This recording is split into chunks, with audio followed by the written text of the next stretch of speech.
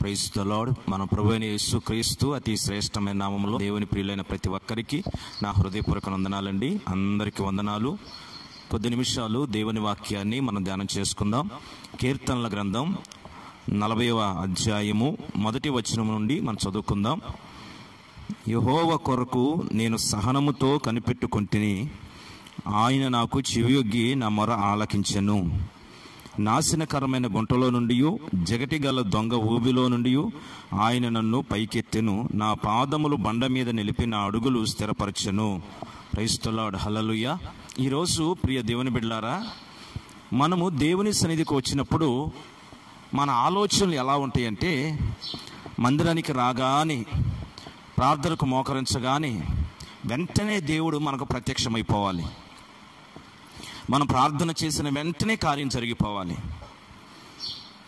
ఈరోజు దేవుని మందిరానికి వచ్చిన ప్రతి ఒక్కరి ఆలోచన ఇలాగే ఉంటుంది. దేవుని మందిరం అడుగు పెట్టగానే అద్భుతాలు, సూచక్రియలు, మహత్తరమైన కార్యాలు జరిగితే అప్పుడు దేవుడు ఉన్నట్లుగా లెక్క. అనుకున్న కార్యం జరగకపోయినా, కోరికున్న కోరిక నెరవేర్పు జరగకపోయినా, తన ఉద్దేశాలు సఫలం కాకపోయినా ఆ దేవుడు ఎక్కడున్నాడండి? దేవుడు అనేవాడు ఉంటే మాకు శ్రమలు ఎందుకండి? ఇంచుమించు 10 సంవత్సరాల నుంచి 20 సంవత్సరాల నుంచి ఈ మందిరానికి వస్తున్నాం, ప్రార్థన చేస్తూ ఉన్నాం. మేము ఎన్ని ప్రార్థనలు చేసాం, ఒక్క ప్రార్థనకైనా జవాబు కలిగిందా అన్నట్లుగా చాలామంది కూడా ఎలాంటి మాటలు మాట్లాడడం నేను వింటూ ఉన్నాను. ఈ వాక్య భాగాన్ని బట్టి మనం ఆలోచన చేయాలి. ఒక భక్తి కలిగిన వ్యక్తికి ఉండవలసినది ఏమిటంటే సహనం. ప్రార్థన చేసే వ్యక్తి సహనముతో కనిపెట్టాలి. సహనము లేకపోతే ఆశీర్వాదాన్ని మనం పొందుకోలేం. దావీదు భక్తుడు సహనముతో ప్రభు సన్నిధిలో కనిపెట్టినప్పుడు దేవుడు తగిన సమయమందు ప్రార్థన ఆలకించాడు. జిగటగల ఊబిలో నుంచి, దొంగ ఊబిలో నుంచి దావీదును పైకెత్తాడు.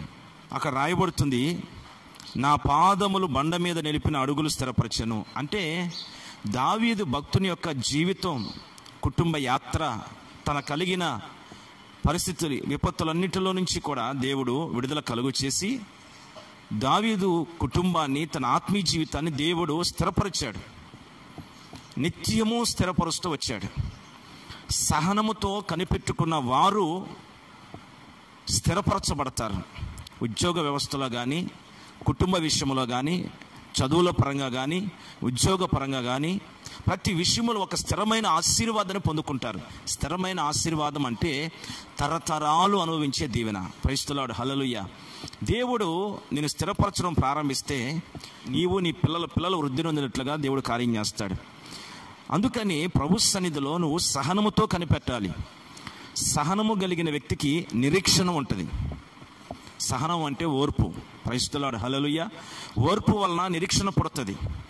ఓర్పు లేకపోతే నిరీక్షణ ఉండదు. చాలామందిని మనం చూస్తూ ఉంటాం, ఒక ఉద్యోగం కొరకు పదే ఎగ్జామ్స్ రాస్తూ ఉంటారు. ఒక్క మార్కులో పోతూ ఉంటుంది, మరలా రాస్తూ ఉంటారు. మనం మనకు కది పడిగితే, ఎందుకు ఇన్నిసార్లు ఎగ్జామ్లు రాస్తున్నావు? చాలా ఎగ్జామ్లో కూడా నువ్వు ఫలితం లేదు కదా, ఉద్యోగం వస్తుంది అంటావంటే వస్తుందని కన్ఫర్మ్. నాకు ఒక నిరీక్షణ ఉంది. ఎవరికి నిరీక్షణ ఉంటుందంటే పదే ఓర్పుగా ప్రయాసపడుతున్న వానికి. నాకు ఉద్యోగం వస్తుంది అనే నిరీక్షణ ఎవరికి ఉంటుందంటే ఓర్పు ఉన్నవాడికి, ఓర్పుతో ప్రయత్నం చేస్తున్న వాడికి. ఓర్పుతో ప్రయత్నం చేయని వానికి నిరీక్షణ ఉండదు. నిరీక్షణ ఉన్న వానికి ఓర్పు ఉంటుంది. Praise the Lord. హల్లెలూయా. కనుక ఇప్పుడు దావీదు భక్తునికి ఏమిటంటే ఒక నిరీక్షణ ఉంది. దేవుడు తప్పక నన్ను స్థిరపరుస్తాడు, దేవుడు నా రాజ్యాన్ని స్థిరపరుస్తాడు, నా బిడ్డలను ఆశీర్వదిస్తాడు, దేవుడు నన్ను విడిచిపెట్టాడు, దేవుడు నన్ను తప్పక కాపాడతాడు. నాశనకరమైన ఆ పరిస్థితుల్లోకి నేను వెళ్ళినా, జగటిగల ఊబిలోకి నేను వెళ్ళిపోయినా, ఆ చివరి దశలోనైనా దేవుడు నన్ను లేపుతాడు అని ఒక నిరీక్షణ దావీదుకు ఉంది. కనుక సహనంతో కనిపెట్టాడు. నాశనకరమైన గుంట, జగటిగల ఊబి అనంటే చాలా భయంకరమైన బాధలు. ప్రాణాత్మ దేహాలలో కూడా ఇక ఓపిక అనేది ఉండదు.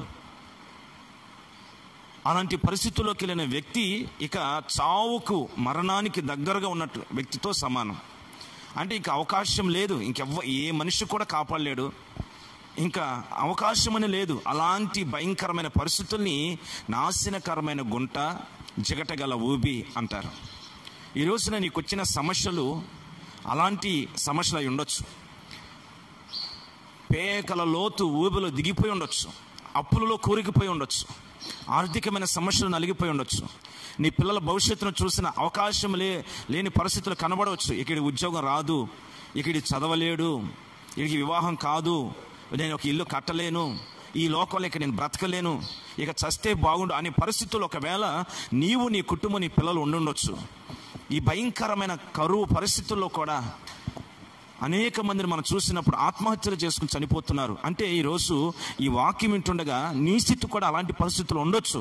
అయినను నాశనకరమైన గుంటలోకి దిగినను, జిగటిగల ఊబిలోను పడినను, నేను పైకెత్తగలిగిన దేవుడు ఉన్నాడు. ఆయన పేరు నజరేయుడైన యేసు. ఆయన తప్పక నీ ఎడల కార్యము జరిగిస్తాడు. ఆయన చేయి చాపి నేను పట్టుకుని పైకి లేపుతాడు. మరణ బంధకాలను సైతం ఆయన జయించిన వాడు, మరణపు ముళ్ళను విరిచిన వాడు, జయశీలి ఆయన పేరు, విజయశీలుడు. ఆయన నీకు విజయాన్ని కలుగు చేస్తాడు. కనుక దావీదు భక్తుని వల్లే నువ్వు సహనముతో కనిపెట్టాలి, ఓర్పుతో ప్రభు సన్నిధిలో కనిపెట్టాలి. అప్పుడు దేవుడు తప్పకుండా నీ జీవితంలో కార్యము చేస్తాడు. నీ పడిన గుంటలోంచి పైకి ఎత్తి నా దేవుడు నీ పాదములు బండ మీద స్థిరపరిచి ఇక నువ్వెన్నడూ కదిలిపోకుండా పడిపోకుండా దేవుడు నిన్ను ఆశీర్వదిస్తాడు. ఒక సమయం వస్తుంది, ఆ సమయంలో తగిన సమయంలో నీ జీవితంలో కార్యం చేస్తాడు. నా దేవుడు ఈ మాటలను మీ వెనుకలో స్థిరపరిచి ఆశ్చర్యకరంగా మార్చునుగాక. ఆమేన్. తలలు వంచండి, ప్రార్థన చేసుకుందాం. ప్రేమగల తండ్రి, ప్రభువానికి స్తోత్రం. ఈరోజు మాట్లాడిన ప్రతి మాట నిమిత్తమే స్తోత్రం నాయన. నిజమే, అనేక విషయాల్లో మేము కృంగిపోయాం, కలవరపడ్డాం. మా ఎదుట మా కుటుంబస్తులు, అన్నదమ్ములు, సహోదరులు, బంధువులు అందరూ మమ్మల్ని దూషిస్తున్నప్పుడు ప్రభా మేమందరూ కృంగిపోయి ఉండవచ్చు. అయినను మీరు సమర్థుడు అని, శక్తి కలిగిన దేవుడు అని, ఓర్పుతో కనిపెట్టుకున్న వారి పాదములు బండ మీద స్థిరపరిచి ఆశీర్వదించే దేవుడు అని ఈ మాటల చేత ప్రభా మా హృదయాలని ప్రభా మీరు ధైర్యపరిచి బలపరిచారు. కృంగిపోయిన బిడ్డలను పైకి లేవనెత్తండి అయ్యా. గల ఊపిలోకి వెళ్ళిన బిడ్డల భవిష్యత్తును పైకి లేవనెత్తండి ప్రభా. ఉద్యోగాలు, వ్యాపారాలు, చేతి పనులు లేక కృంగిపోతున్న బిడ్డల జీవితాల్లో ఒక అద్భుతమైన కార్యాన్ని మీరు జరిగించి బిడ్డలు స్థిరపరచమని, మంచి జీవనోపాధుల దయచేయమని ప్రార్థన చేస్తున్నాను. వివాహ విషయంలో అద్భుతాన్ని జరిగించండి. బిడ్డల భవిష్యత్తులో ఏ సమస్యనే సరే సులువుగా గెలవగలిగిన కృప నీ బిడ్డలు నీ సన్నిధిలో కనిపెట్టుకునుట ద్వారా పొందుకొందురుగాక. ప్రతి బిడ్డ ఆశీర్వదించబడును గాక. తండ్రి నీకు స్తోత్రాలు. కార్యాలు మీరు జరిగించి మహిమ మీరు పొందమని యేసు పరిశుద్ధ నామంలో ప్రార్థన చేసి స్తుతించి వేడుచున్నాము పరమ తండ్రి. ఆమేన్.